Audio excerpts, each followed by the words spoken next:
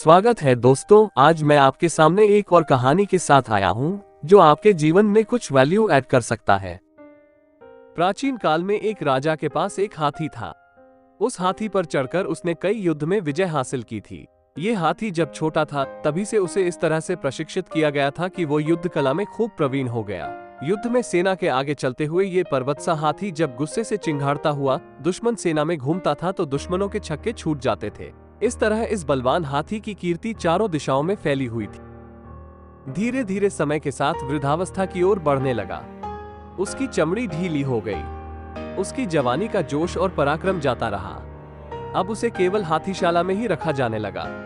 उसका महत्व कम होने के कारण उसका पहले जैसा ध्यान नहीं रखा जाता था। उसे मिलने वाले खाने में भी कमी कर दी गई। कई बार तो बुढ़े सेवक के ध्यान चूक जाने से उसे भूखा प्यासा रहना पड़ता था। इन दिनों से ठीक से पानी नहीं मिलने के कारण और एक दिन बहुत प्यास लगने के कारण वो हाथीशाला से निकलकर एक पुराने तालाब के किनारे चला गया। वहां उसने खूब छक्कर पानी पिया और नहाने के लिए गहरे पानी में उतर गया। लेकिन तालाब में ज्यादा कीचड़ होने के कारण वो वृद्ध हाथी उसमें फंस गया। वो जितना कीचड़ से निकलने का प्रयास करता उतना वो अंदर धंसता जाता। ऐसा करते करते वो गर्दन तक कीचड़ में फंस गया। वहां आसपास के लोगों ने उस हाथी को पहचानकर उसका समाचार राजा तक पहुंचाया।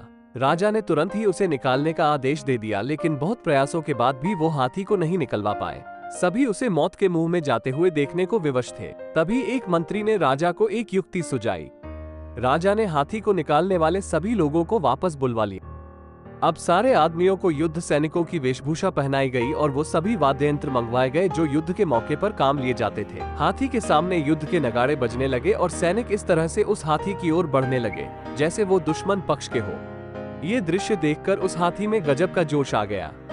उसने जोर से चिंगाड़ लगाई और दुश्मन पर हमला करने के लिए अपनी पूरी ताकत का इस्तेमाल करते हुए कीचड़ को रौंदते हुए तालाब के किनारे पहुंच गया और दुश्मनों पर हमला करने के लिए दौड़ने लगा।